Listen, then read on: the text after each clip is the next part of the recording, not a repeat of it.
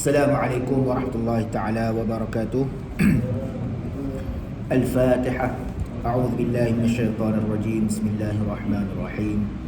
Alhamdulillahirabbil alamin, arrahmanir rahim, maliki yaumiddin.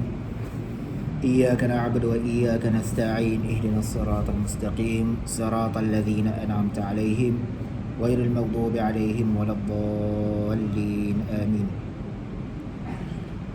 أعوذ بالله السميع العليم من الشيطان الرجيم. بسم الله الرحمن الرحيم. الحمد لله رب العالمين وبه نستعين على أمور الدنيا والدين. والصلاة والسلام على أشرف الأنبياء والمرسلين سيدنا محمد وعلى آله وصحبه أجمعين.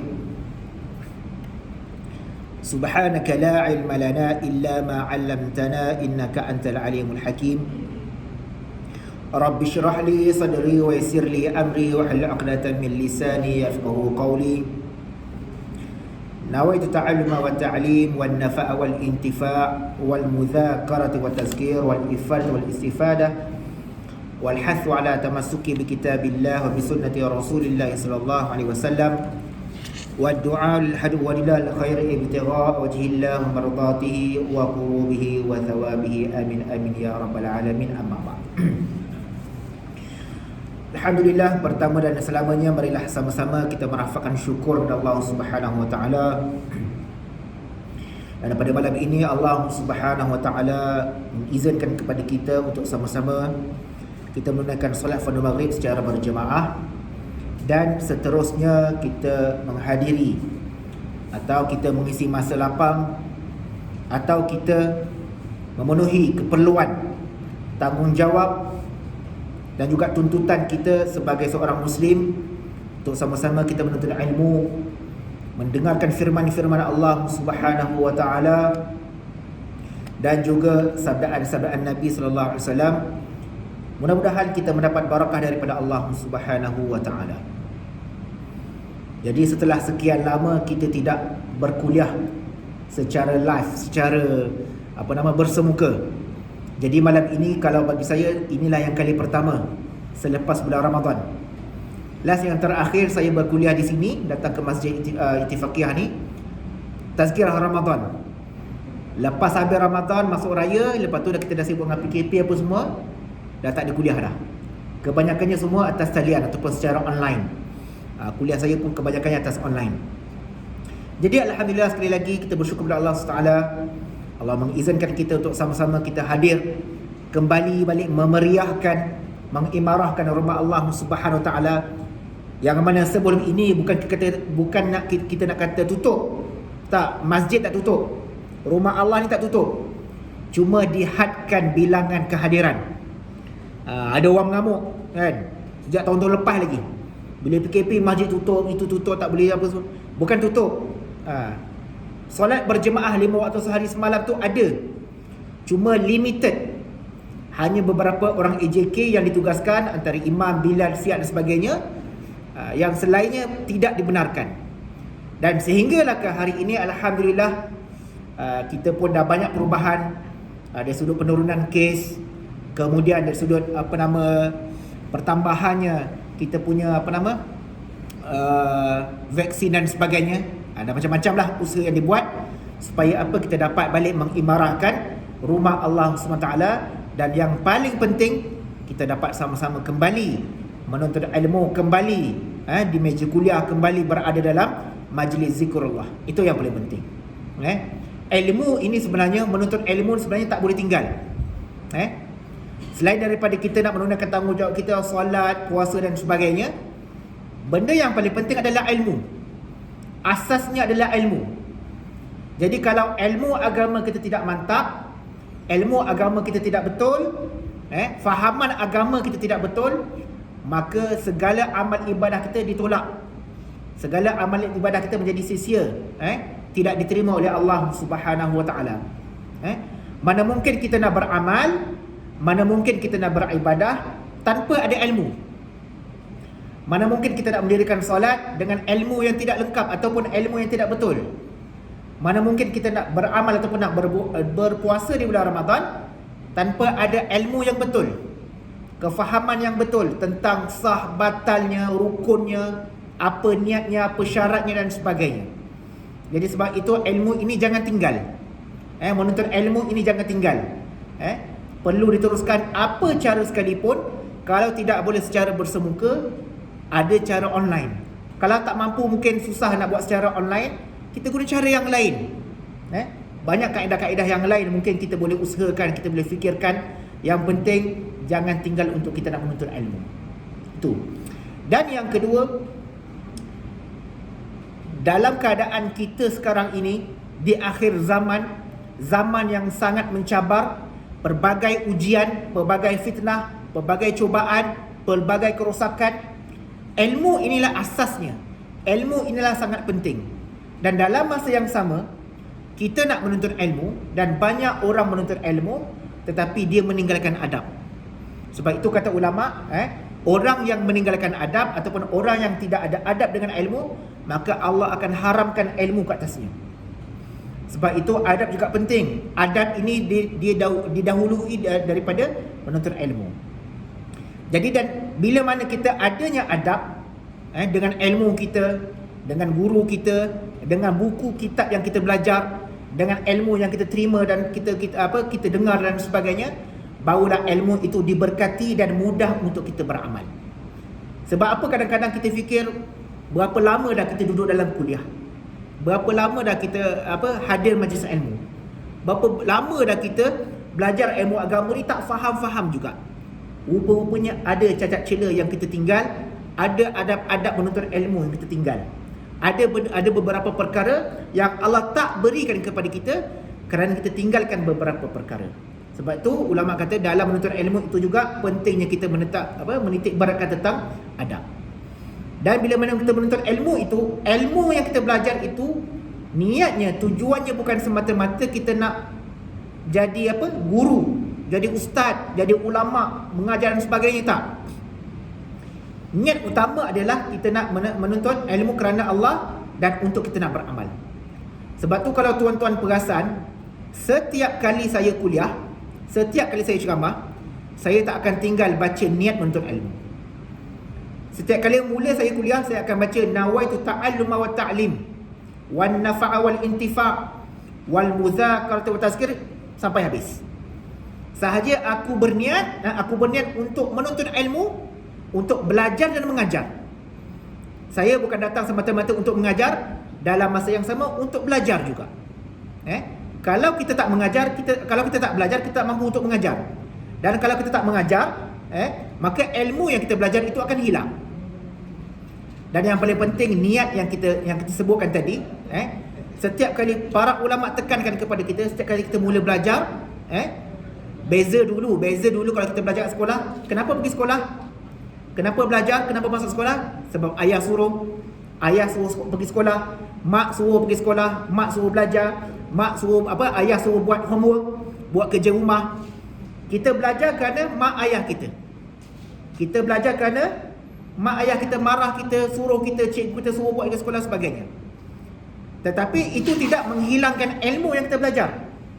Tetapi kita perbaharui niat kita. Bila mana kita dah belajar, semakin kita faham, semakin kita belajar, kita dah faham, maka kita perbaharui niat kita. Aku datang ini menuntut ilmu semata-mata nakkan keredaan Allah, supaya ada kekuatan, supaya amal ibadah kita menjadi sempurna. Yang mana sebelum ini tak jelas, tak faham. Yang mana sebelum ini banyak kekeliruan, banyak kemusykilan. Mungkin nak tanya kita terlupa, ataupun nak tanya kita segan. Kebetulan ustaz datang ceramah, ustaz jawab, ustaz bawa benda tu, dah terjawablah masalah kita. Selesai masalah kita. Itu pentingnya kita bila mana kita menuntut ilmu, hadir ke kuliah, kita betulkan niat. Dan insya-Allah hadis yang kita akan baca pada malam ini juga ada kaitan dengan niat. Baik.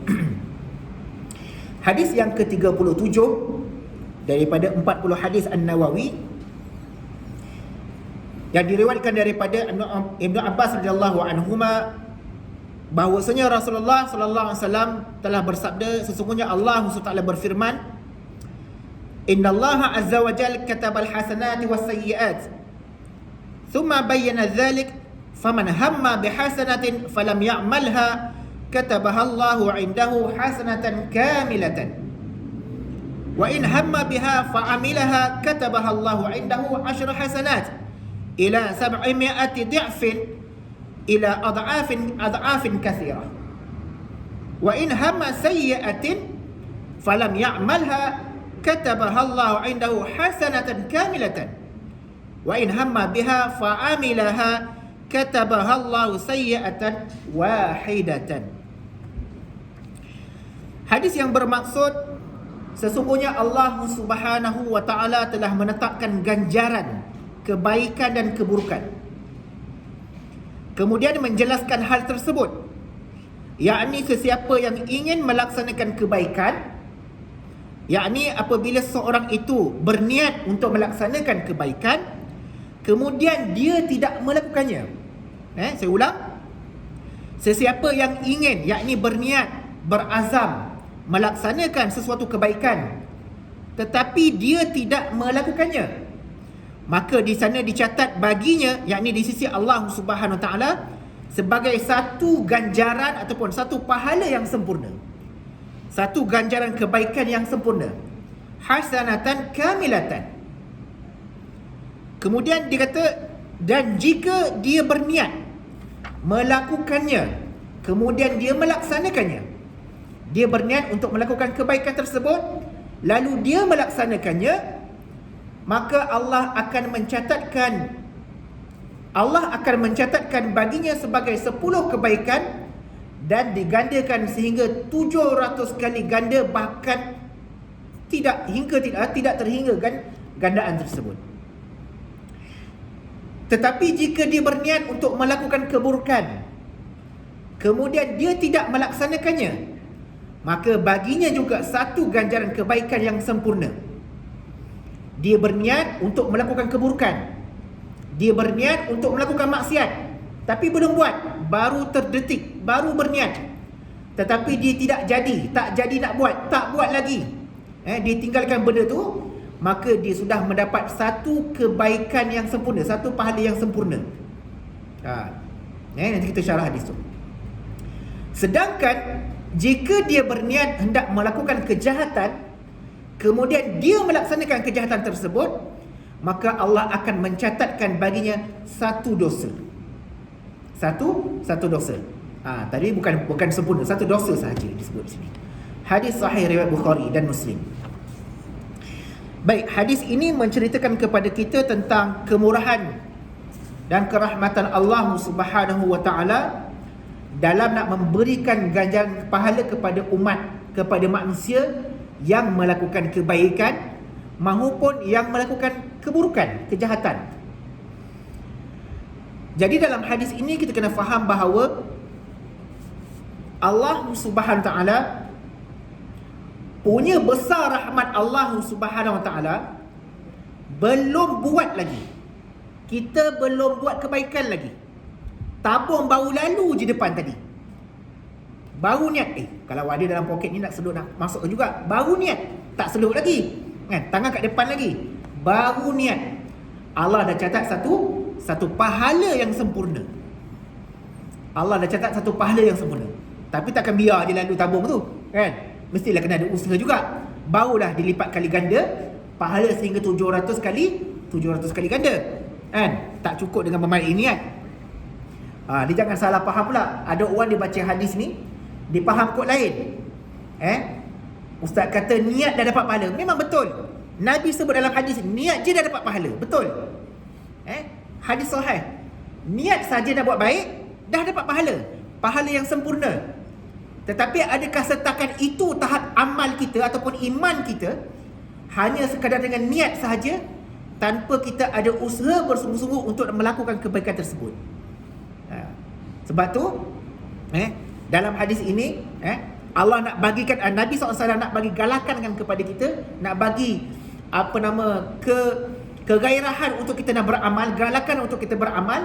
Bila mana Allah kata orang yang melakukan satu kebaikan itu, pertama dia dah niat, dah dapat pahala, kemudian dilaku pula kebaikan yang diniat tu, maka Allah akan gandakan. Allah akan bagi 10 dan Allah akan gandakan sehingga 700. sab'imi'atin di'fin ila ad'afin katsirah. Sehingga gandaan-gandaan yang banyak dan tidak terhingga banyaknya, bergantung kepada keikhlasannya. Bergantung kepada keikhlasannya. Baik. Dan yang kedua, dalam hadis ini disebut, wa man hamma wa in hamma bi sayyi'atin falam ya'malha. Dan ada pun orang yang dia bercita-cita, bukan bercita-cita lah, tak ada orang nak bercita-cita buat jahat, tapi dia terdetik, ada keinginan sedikit, terdetik nak buat jahat.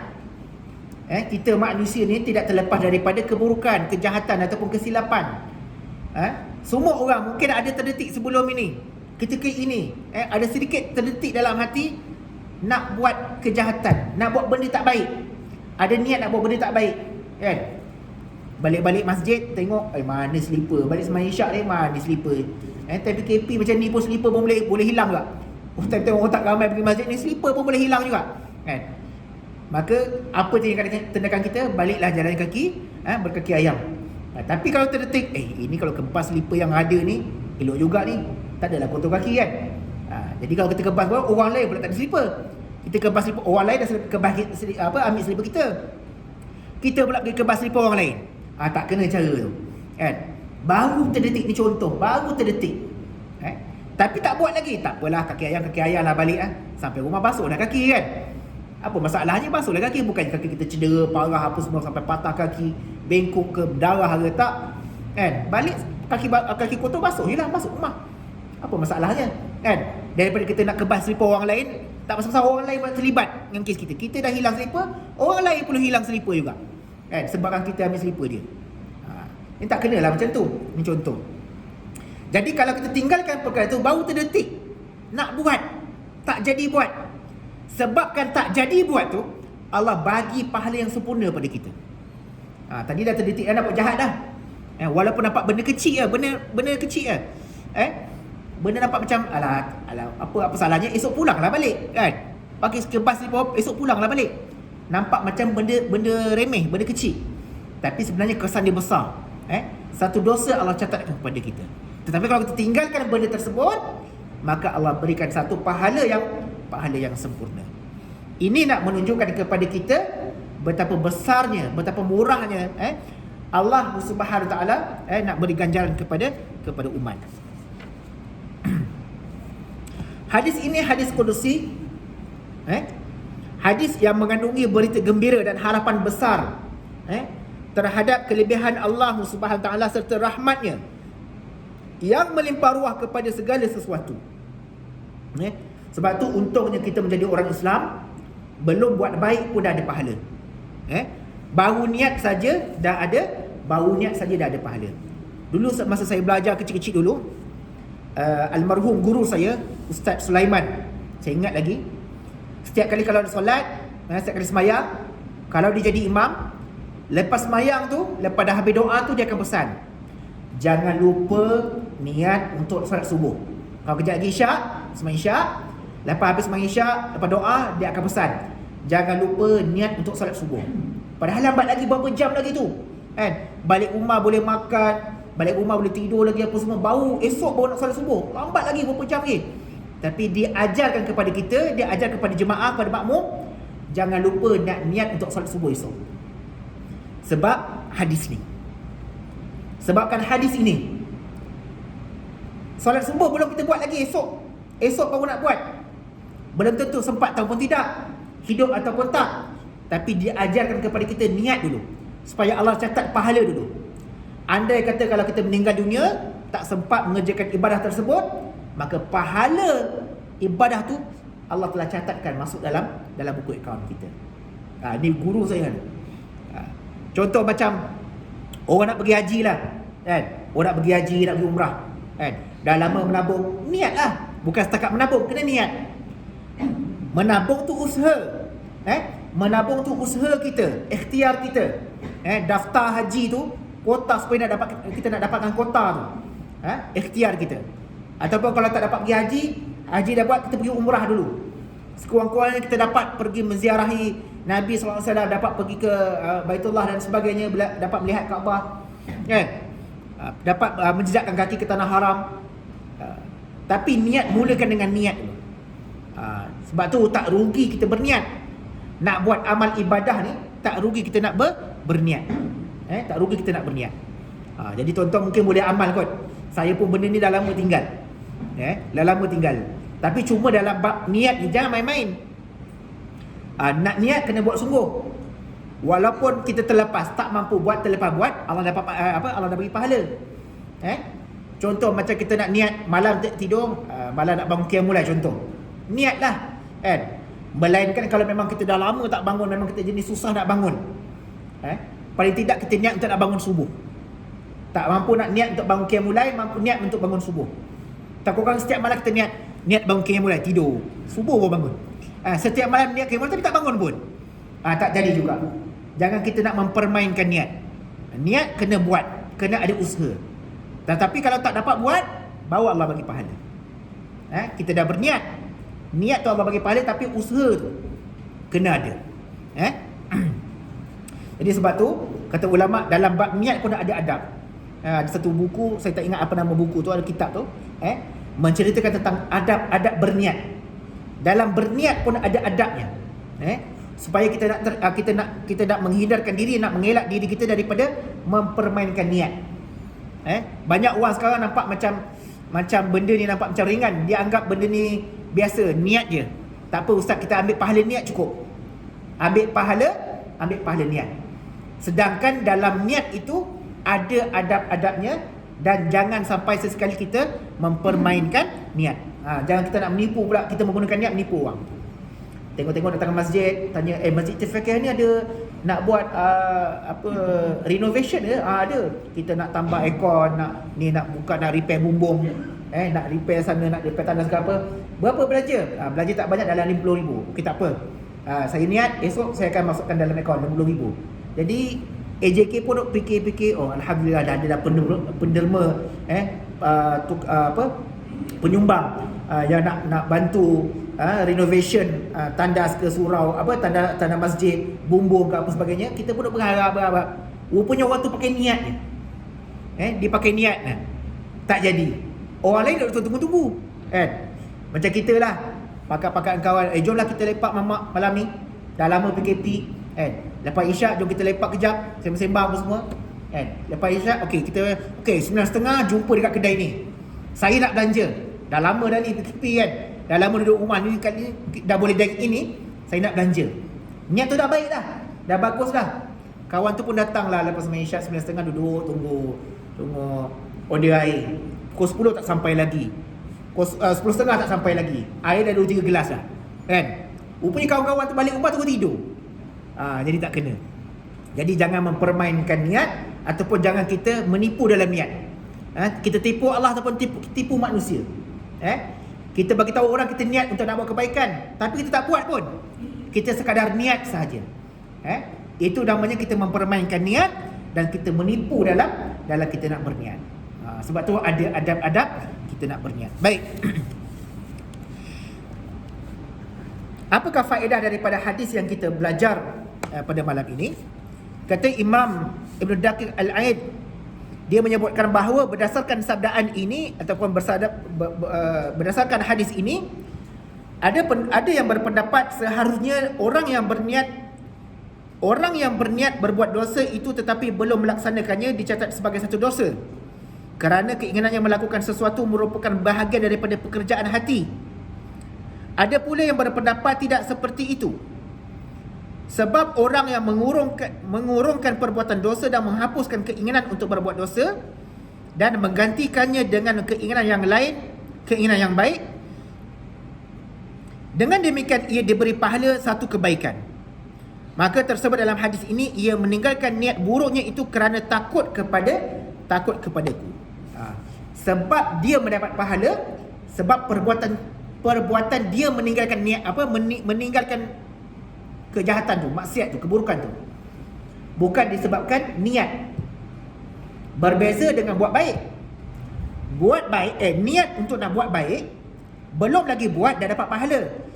Pahala itu dia ambil kira niat. Pahala tersebut dia ambil kira dari sudut niat. Tetapi kalau niat nak buat buruk, niat itu tidak diambil kira oleh Allah. Tetapi kalau kita tinggalkan keburukan tersebut, maka yang pekerjaan ataupun perbuatan meninggalkan keburukan itu dikira pahala di sisi Allah SWT. Faham tuan? Jadi perbuatan meninggalkan keburukan itu yang menyebabkan kita beroleh pahala yang sempurna di sisi Allah Subhanahu wa taala. Sebab itu dalam ibadah ini, dalam ibadah ni dia ada dua. Satu ibadah mentaati perintah Allah, satu lagi ibadah meninggalkan meninggalkan larangan Allah. Itu ibadah. Sebab tu dia ada nahi ma'ruf, amal ma'ruf terbalik. Amal ma'ruf, nahi munkar. Buat baik, perintah untuk buat baik dan tegah diri daripada melakukan kemungkaran. Dalam bab ibadah, dalam bab kebajikan ni, dia bukan hanya nak buat baik je. Solat, puasa, zakat, haji, baca Quran, berzikir, selawat, bukan ada kerja nak buat baik je. Mencegah kemungkaran itu adalah kebaikan. Meninggalkan keburukan, meninggalkan maksiat, meninggalkan kejahatan itu juga merupakan kebajikan. Bahkan dalam hadis disebut orang yang meninggalkan kebaikan kejahatan setelah dia berniat untuk buat kejahatan, dia akan mendapat satu pahala yang sempurna. Sebab tu kita jangan pandang buat baik ni ibadah ni hanya buat benda baik saja. Bahkan dalam ibadah itu meninggalkan larangan Allah itu merupakan satu ibadah. Meninggalkan perkara yang Allah larang, meninggalkan perkara yang Allah benci, meninggalkan perkara yang Allah murka, meninggalkan perkara yang Nabi murka, itu juga merupakan satu kebaikan. Itu juga merupakan satu amalan. Itu juga merupakan satu kebajikan. Dan kita mendapat pahala apabila kita melakukan ataupun meninggalkan keburukan tersebut. Jadi mudah-mudahan kita faham apa yang dimaksudkan dalam hadis ini berkenaan dengan niat. Bagaimana untuk kita nak menguruskan niat kita, sama ada niat ke arah kebaikan atau kita nak meninggalkan niat untuk melakukan keburukan. Jadi sebab itu kena jaga niat, sentiasa memperbaharui niat. Dan tak salah kalau kita nak berniat untuk kita nak melakukan amal ibadah pada masa akan datang. Boleh amal. Ada orang kata balik rumah sekarang ataupun setiap pagi kita listkan. Buat list hari ini ataupun esok Sabtu apa aku nak buat. Pergi jogging untuk sihat, untuk riadah. Lepas tu solat duha. Lepas tu bagi makan. Lepas tu pergi solat zuhur. Lepas tu ini, itu ni. Buat listkan kebaikan. Niat, letak niat. Oh, aku dah berniat untuk buat kebaikan. Belum buat lagi, pahala dah dapat. Tapi kena berusaha. Dan kena berusaha untuk kita sempurnakan niat kita. Bukan sekadar nak ambil pahala niat, tetapi sempurnakan amal ibadah kita, barulah kita layak mendapat, yang Allah kata, ada afan kasira. Pahala yang berlipat kali ganda, bergantung kepada keikhlasan kita melakukan amal kebajikan tersebut. Jadi mudah-mudahan tuan-tuan, daripada hadis yang ke-37 ini kita mendapat faedah, dapat kita faham bahawa niat itu penting dalam ibadah. Innamal a'malu binniyat. Dan kita niat bahawa segala kebaikan, segala perbuatan kita itu niatkan kepada kebaikan. Dan kalau ada terdetik dalam hati kita untuk untuk melakukan kejahatan, dan cepat-cepatlah kita berniat untuk meninggalkannya. Dan perbuatan meninggalkan kejahatan itu juga mendapat pahala yang sempurna di sisi Allah Subhanahu wa taala. Wallahu taala alam. Sekian sahaja malam ini insya-Allah. Jadi kita sambung pada pengajian akan datang. Yang baik itu datang daripada Allah. Dan aku qauli hadza wa astaghfirullahal azim li wa lakum. A'udzubillahi samil alim minasyaitonir rajim. Bismillahirrahmanirrahim. Alhamdulillahirabbil alamin wa bihi nasta'in. Wassalatu wassalamu ala asyrafil anbiya'i wal mursalin wa ala alihi wa sahbihi ajma'in. Allahumma 'allimna ma yanfa'una wa nafa'na bima 'allamtana wa zidna 'ilman katsira.